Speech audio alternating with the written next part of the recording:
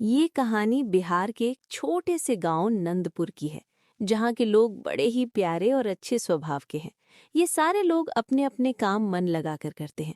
तभी ये गांव आजू बाजू के सभी गांव वालों से ज्यादा प्रसिद्ध गांव था, क्योंकि इस गांव में नदी, पहाड़, जंगल और तालाब ये सब थे। गांव के जंगल में अलग अलग प्रकार के जंगली जानवर और पहाड़ से ताजी हवा आती थी। बिहार का एक निराला गांव था। उसी गांव में सुरेश और कालू की छोटा सा मटन मसाला वाले की दुकान थी, जहां दूर दूर से लोग उसके मटन मसाला के फैन थे और उतनी दूर से उसका मटन मसाला खाने आते हैं। बड़ी ही टेस्टी और लाजवाब मटन मसाला बनाता है। तभी सुबह सुबह सुरेश बाजार की तरफ जा रहा होता है। अरे भाई सुरेश, कहाँ जा रहे हो इतनी सुबह सुबह?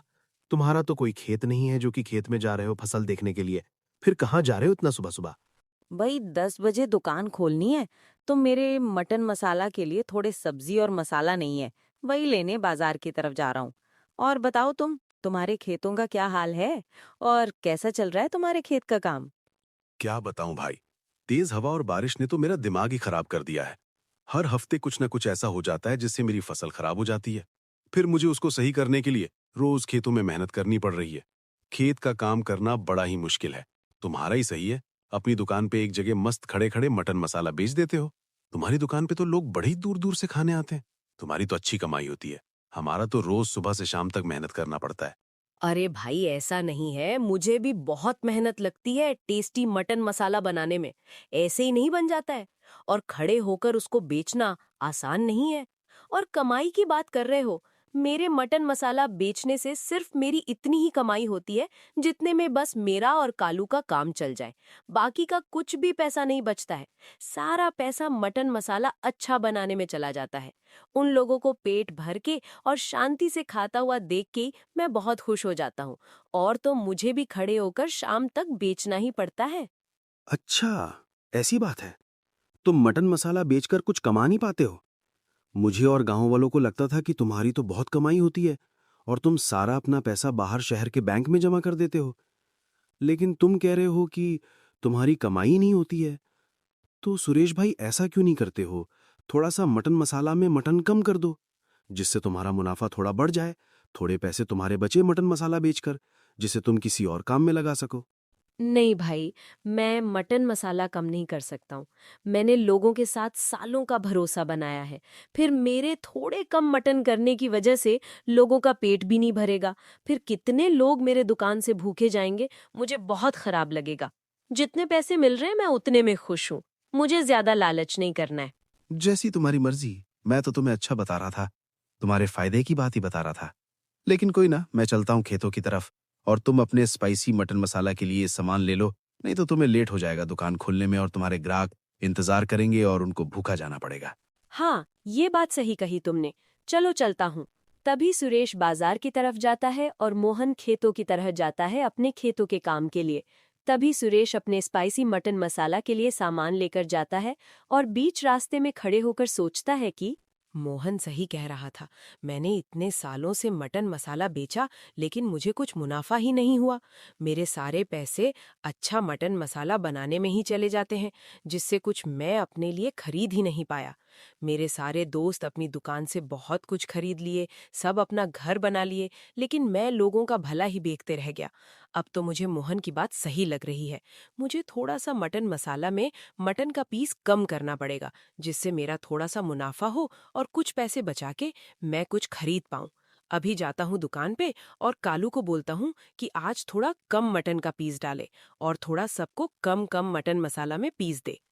अरे कालू, ये लो थोड़ी सब्जी और मसाला मटन मसाला में डाल दो।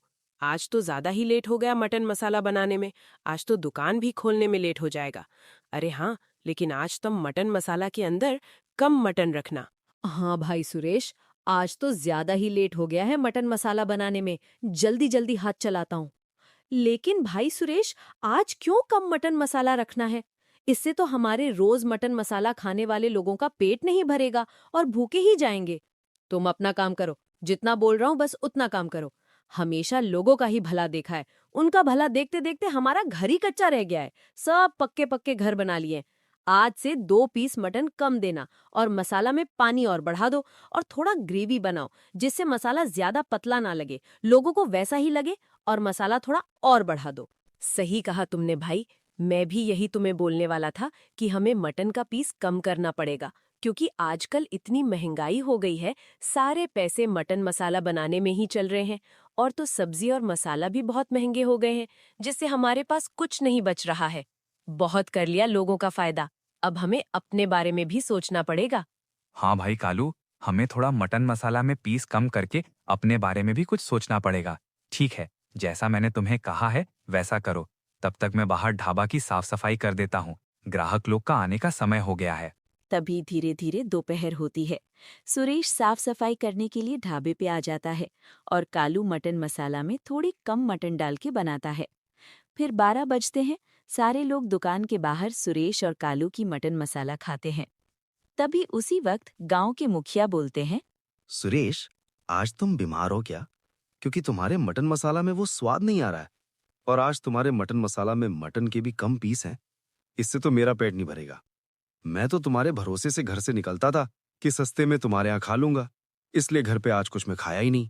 अरे नहीं मुखिया जी, आजकल मटन और सब्जी मसाला के दाम इतने बढ़ गए हैं जिससे मुझे इनके पीस कम करने पड़ रहे हैं। क्योंकि मैं मटन मसाला के दाम बढ़ाना नहीं चाहता हूँ, इसलिए मटन के पीस कम कर दिए हैं, और कोई दिक्कत नहीं है। हाँ सुरेश भाई, पहले 4 पीस आते थे, लेकिन अब तो सिर्फ 2 पीस ही दिए हैं तुमने। इतने में तो कुछ नहीं होगा, इतने में तो मेरा पेट ही नहीं भरा। तुमने तो आज मुझे निराश कर दिया। मैं तो तुम्हारे मटन मसाला का फैन था। अरे भाई सुरेश, आज तो सही में तुम्हारे मटन मसाला में वो बात नहीं दिख रही है। मैं इतनी दूर से आया, लेकिन मुझे वो स्वाद और टेस्ट ही तुम्हारे मटन मसाले में मिला ही नहीं। आज तो मेरा मन भी खराब हो गया। अरे भाइयों, ऐसी बात नहीं है। मटन और महंगा होने की वजह से मेरे को भी पीस कम करने पड़ रहे हैं। मैं नहीं चाहता हूं कि तुम मेरी दुकान से भूखे जाओ, लेकिन महंगाई आजकल इतनी हो गई है कि मैं क्या ही कर सकता हूं। इसलिए मैंने दाम वही रखे हैं और थोड़े से मटन के पीस कम कर दिए, जिससे लोग मेरा खाना खा सकें। अब से सिर्फ मटन मसाला में 2 ही पीस मिलेंगे। 2 पीस कम करना पड़ेगा, क्योंकि आजकल महंगाई हो गई है। तभी सारे लोग वहां मटन चावल खाना शुरू करते हैं और धीरे धीरे शाम होती है। शाम को जब कालू मटन चावल बना रहा होता है, तभी सुरेश अपनी दुकान बंद करके कालू के पास आता है और खुश होकर बोलता है, आज तो कालू भाई बहुत कमाई हुई है। हमारे सिर्फ 2 मटन के पीस कम करने से ही आज तो 1000 रुपए का फायदा हुआ है, जिससे हमारे पास अब थोड़ा सा पैसा बचना शुरू हो गया है। आज तो मैं बहुत खुश हूँ। मटन के पीस कम करने का सुझाव तो मुझे मोहन ने दिया था। उसे तो मुझे थैंक यू बोलना चाहिए। उसकी वजह से तो हमारे पास थोड़े से पैसे बचने लगे हैं, जिससे हम अपना घर पक्का कर सकते हैं। बस लोगों ने थोड़ा सा बुरा माना, लेकिन पैसे सबने दिए। अच्छा भाई सुरेश, आज तो 1000 रुपए का फायदा हुआ है। ये तो बहुत ही अच्छी बात है। हमें तो मोहन को सही में थैंक यू बोलना चाहिए था। उसके सुझाव की वजह से अब हमारे पास पैसे बचने लगे हैं, जिससे हम अपना घर पक्का करवा सकते हैं और अपने लिए कुछ खरीद सकते हैं। ऐसे ही रोज रोज 1000 रुपए का फायदा होते रहेगा तो हमारे पास बहुत सारे पैसे जमा हो जाएंगे। थोड़ा सा बुरा माने तो कोई बात नहीं, लेकिन हम भी क्या कर सकते हैं, हमें भी तो अपना फायदा देखना रहता है। हाँ भाई कालू, तुमने सही कहा। धीरे धीरे करके हमारे पास बहुत पैसे हो जाएंगे और बाकी लोगों की तरह हम भी बहुत कुछ खरीद पाएंगे और अपनी ख्वाहिश को पूरा कर पाएंगे। ठीक है कालू, अब ज्यादा ही रात हो गई है। अब हम सोते हैं। सुबह जल्दी उठना है। कल का मटन मसाला भी तो बनाना है। तभी सुरेश और कालू चैन की नींद से आज के दिन 1000 रुपए का फायदा कराकर सो जाते हैं। तभी दूसरे दिन अगली सुबह होती है। गांव में सब अपने खेतों में काम करने के लिए रोज की तरह निकल जाते हैं और उसी वक्त सुरेश और कालू मटन मसाला बनाते हैं लोगों के लिए। और फिर जब कालू मटन मसाला बना रहा होता है, तभी उसके मन में कुछ बातें चलती हैं। फिर वो सुरेश को बोलता है कि सुरेश भाई, कल तो 2 पीस मटन मसाला कम करके हमें तो 1000 रुपए का फायदा हुआ था। मेरे मन में ये चल रहा है, क्यों ना हम महंगे मसाला की जगह थोड़े सस्ते मसाले यूज करें, जिससे हमारा और भी फायदा होगा और हमारे पास और भी पैसे बचने लगेंगे, जिससे हमारे पास बहुत सारे पैसे आ जाएंगे धीरे धीरे करके। हाँ सही कह रहे हो कालू, आज तो थोड़ा सा सस्ते मसाले का यूज करके मटन मसाला बनाओ और थोड़ा गाढ़ा रखना, जिससे लोगों को पता ना चले कि हमने मसाले में कुछ मिलावट की है। और बाकी सब पहले की जैसे ही बनाना, जिससे हम और पैसे बचा सकें और हमारा और फायदा होने लग जाए। तभी धीरे धीरे 12 बजते हैं और कालू और सुरेश अपनी मटन मसाला की दुकान पर अपने मिलावटी मटन मसाला को लेकर दुकान पर आ जाते हैं। कभी धीरे धीरे सब उनके मटन मसाला खाना शुरू करते हैं। तभी एक बूढ़ा आदमी बोलता है कि अरे भाई, कल तो तुम्हारे मटन मसाला में 2 कम पीस थे। आज तो तुम्हारे मसाला का स्वाद ही बहुत अलग लग रहा है। तुम तो आजकल बहुत मटन में मिलावट करने लग गए हो। तुम्हारे मटन मसाले में पहले जैसी वो बात नहीं रह गई जिसे खाकर मेरा पेट भर जाता था। लेकिन अभी इसे खाकर तो ऐसा लगता है जैसे कि मेरे पेट में बहुत जलन होती है। हाँ भाई, तुमने सही कहा। आज तो सुरेश भाई के मटन मसाला में वो भी स्वाद नहीं आ रहा है। कल तो सिर्फ पीस ही कम था, आज तो मसाला भी बहुत अलग लग रहा है। तुम्हारे मटन मसाला का स्वाद ही पूरा बदल गया है। कल जैसे ही मेरा बेटा तुम्हारा मटन मसाला खाकर घर आया, उसी के थोड़ी देर बाद मेरे बेटे ने बहुत सारी उल्टी करना शुरू कर दिया। भाइयों, मसाले तो आज वैसे ही डाले हैं जैसे मैंने कल डाला था। बस पीसी तो आज भी मैंने कम रखा है। लगता है कालू की तबीयत आज थोड़ी बेकार थी, उसके वजह से तुम्हें लग रहा है कि मसाले में कुछ मिलावट है। मसाले में तो कुछ मिलावट नहीं किया है, कल की तरह ही मसाला यूज हुआ है। लेकिन लगता है उसके बनाने के तरीके में कुछ खराबी हो गई होगी, उसके वजह से तुम सभी भाइयों को आज का मटन मसाला थोड़ा अजीब लग रहा है। लेकिन कोई बात नहीं, कल से तुम्हें वैसा ही मटन मसाला स्वाद और विश्वास के साथ मिलेगा। तभी धीरे धीरे शाम होती है और रोज की तरह शाम को सुरेश और कालू अपने फायदे के बारे में बात करते हैं। फिर धीरे धीरे रात होती है, वो दोनों सो जाते हैं। फिर रोज की तरह सुबह होती है। फिर सुबह होते हुए लोग अपने मटन मसाला बनाने लगते हैं। फिर जब 12 बजता है, जब वो लोग दुकान पर आते हैं, तब उन्हें दुकान पर एक भी आदमी नहीं आता है। फिर सुरेश सोचने लगता है कि आज कोई आया क्यों नहीं। तभी उसी वक्त कालू बाहर दुकान की तरफ आगे देखता है तो उसे कोई बाहर नहीं दिखता है। फिर वो सुरेश को बोलता है, भाई सुरेश, आज तो कोई हमारा मटन मसाला खाने ही नहीं आया। कल तो हमें 1500 रुपए का फायदा हुआ था, लेकिन आज तो कोई आया ही नहीं। लगता है आज तो हमारी कुछ कमाई नहीं होगी। हमारी तो रोज कमाई होती थी, हमारी दुकान पर तो रोज लोग आया करते थे। लेकिन अब ऐसा क्या हो गया गांव वालों में जो कि आज कोई हमारा मटन मसाला खाने ही नहीं आया? हाँ कालू भाई, आज तो कोई खाने ही नहीं आया। मैं भी कब से यही सोच रहा हूँ कि आज हमारी दुकान पर कोई खाने नहीं आया। लगता है हमारे मिलावटी मटन मसाले का स्वाद और कम पीस किसी को पसंद नहीं आ रहे हैं, इसलिए लगता है कोई हमारी दुकान पर नहीं आ रहा है। भाई, फिर तो आज का मटन मसाला पूरा खराब हो जाएगा। जितना हमारा फायदा हुआ था उतना पूरा नुकसान में चला जाएगा। अब हम क्या करें? तभी वो लोग निराश होकर दुकान बंद कर कर गांव की तरफ जाकर देखते हैं कि आज गांव वाले क्यों नहीं आए हैं। जब वो लोग गांव के बीच में पहुंचते हैं तो देखते हैं कि गांव में तो आज पंचायत बैठी है। फिर जब वो लोग पंचायत के यहाँ पहुंचते हैं तब वो लोग देखते हैं कि वहाँ उनकी ही बात चल रही है। फिर मुखिया जी उनको बोलते हैं, भाई सुरेश और कालू, तुम्हारे मिलावटी मटन मसाला की शिकायत मुझे बहुत आ रही है, इसलिए आज मैंने ये पंचायत बिठाई है। मैं अभी तुम्हें ही बुलाने के लिए किसी को भेजने वाला था, लेकिन अच्छा हुआ तुम खुद ही आ गए। तो बताओ, आजकल तुम इतना मिलावटी मटन मसाला क्यों बनाते हो? तुम्हारा मटन मसाला खाकर पूरे गांव में बच्चे लोगों को और बूढ़े लोगों का पेट बहुत दुख रहा है। सारे लोग बीमार होते जा रहे हैं।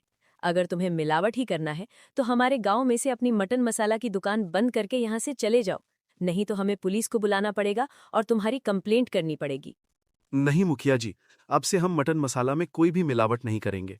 बस थोड़ा सा महंगाई आ गई थी, इसके वजह से हमें थोड़ा सा मटन का पीस कम करना पड़ा और थोड़े मसाले कम करने पड़े। अब से हम पहले जैसे ही स्वाद के साथ और विश्वास के साथ मटन मसाला बनाएंगे और सभी लोगों को अपने मटन मसाले से पेट भर के खिलाएंगे और उनको खुश करेंगे। हाँ मुखिया जी, कल से आपको वही पुराना स्वाद और वही ईमानदारी मिलेगी। हमें इस बात का बहुत दुख हो रहा है, हमें माफ कर दीजिए। ठीक है, एक मौका और देते हैं, पर याद रखना, ईमानदारी की रोटी भले ही थोड़ी देर से पकती है, पर उसका स्वाद सबसे मीठा होता है। तभी सुरेश और कालू और सारे गांव वाले अपने अपने घर जाते हैं। तभी सुरेश और कालू गांव के आधे रास्ते पहुंचते हैं और आपस में कुछ बात करते हैं। आइए सुनते हैं क्या बोलते हैं। भाई कालू, मुखिया जी सही कह रहे थे।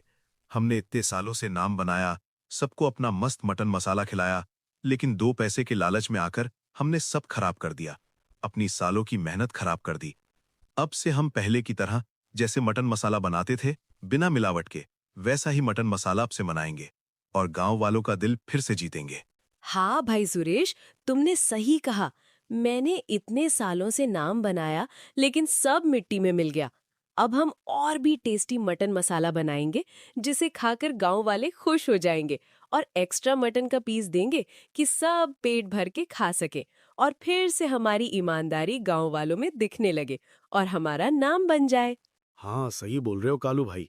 हमने अपना नाम बहुत खराब कर लिया है। अब हमारी बारी है कि हम अपने मस्त मटन मसाले से वापस अपना नाम बना लें और सारे गांव वालों का दिल जीत लें। चलो, अब हम अपना मटन मसाला बनाने का काम घर जाके शुरू करते हैं। तभी सुरेश और कालू अपने काम में लग जाते हैं और सुरेश और कालू को बहुत पछतावा हुआ दोनों को। अगले दिन से सुरेश और कालू ने फिर से वही पुराने तरीके से बिना किसी मिलावट के ताज़ा मसालों और पूरे मटन के पीसेस के साथ मटन मसाला बनाना शुरू किया। धीरे धीरे दुकान पर भीड़ फिर से लौटने लगी। हालांकि उनकी कमाई पहले जितनी ही थी, लेकिन उनके मन को जो सुकून मिल रहा था वो उस 1000 रुपए के मुनाफे से कहीं बढ़कर था। नंदपुर गांव में एक बार फिर सुरेश के मटन मसाला की खुशबू महकने लगी और इस बार उसमें स्वाद के साथ ईमानदारी का तड़का भी था। लालच बुरी बला है।